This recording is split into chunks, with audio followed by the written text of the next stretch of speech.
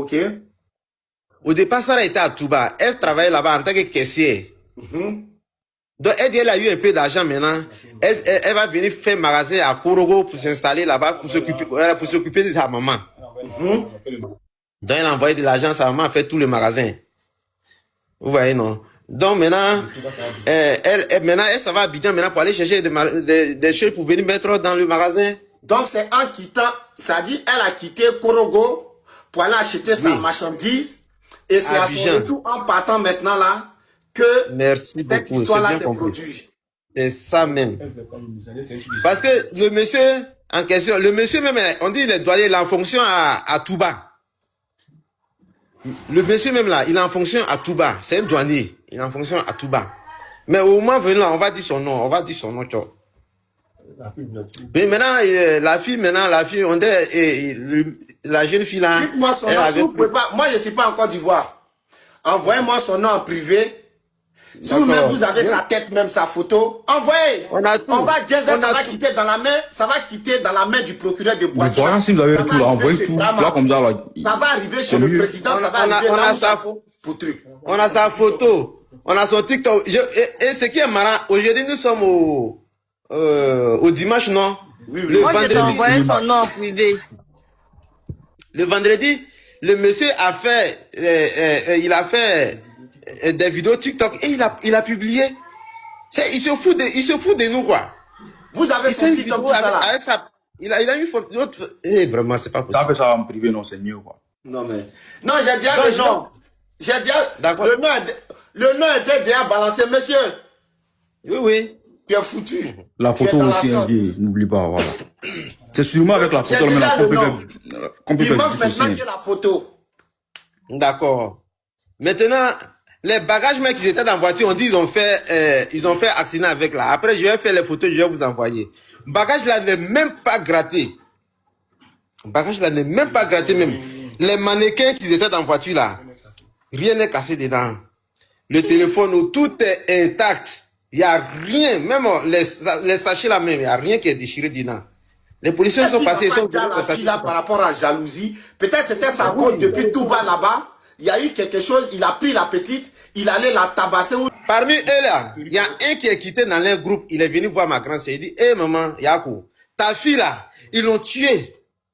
Mais moi je ne peux pas parler. Si je parle là, moi-même là, ils vont m'assassiner aussi. Donc lui il a dit ça, il est parti.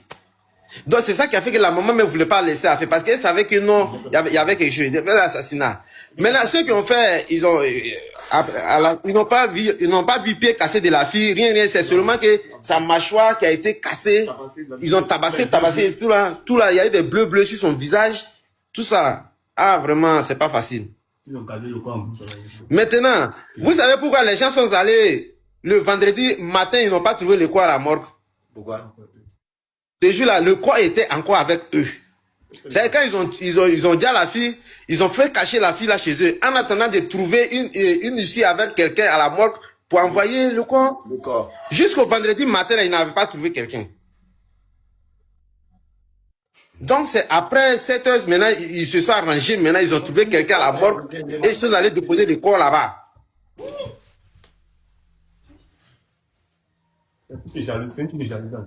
Vous voyez un peu, vous me suivez? Oui, on attend. Donc voilà à peu près. Maintenant, le même gars qui a dit à ma grande soeur que non, que lui il peut pas trop rentrer dedans parce que voilà là. Il a dit non, il n'y a pas d'accident, hein. Il n'y a pas d'accident, la fille n'est pas morte par accident, il n'y a rien. Ils ont tué la fille. Mais le monsieur là, comme il a un réseau là, comme il a vu qu'on a commencé à le taquiner là, il a demandé à son réseau de regarder aux alentours de Boaké pour voir est-ce qu'il n'y a pas eu d'accident dans ces temps-là, quelque part. Donc c'est là, dans ces trucs-là, ils ont trouvé que non, c'est à Brobo qu'il y a eu accident dans cette semaine-là.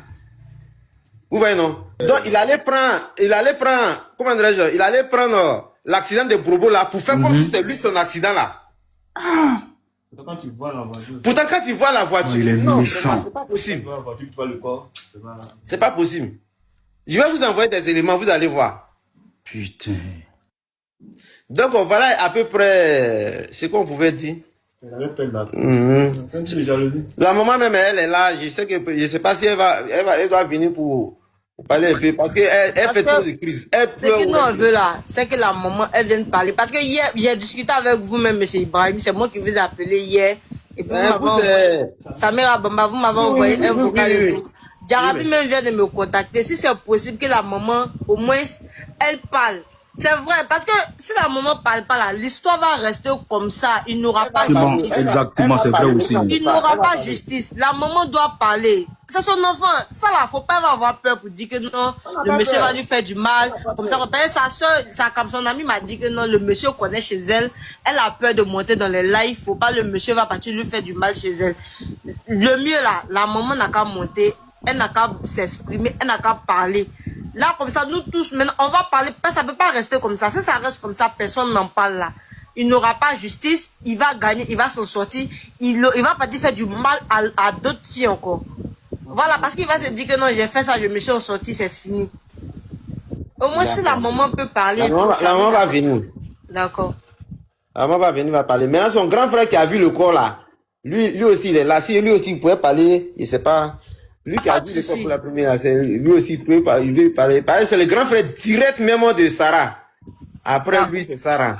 Si il peut venir parler là, non, on a l'impression que c'est un piège, on lui a lancé parce que elle a fini de faire ses achats. Elle t'appelle pour te dire que je suis sur le point de rentrer. Tu lui dis, ah, on a qu'à l'ensemble et puis accident. C'est un mensonge même. Il ment. Donc si eux ils peuvent parler, et puis maintenant, et puis aussi après les lives, la maman fait une vidéo et puis partager, c'est mieux.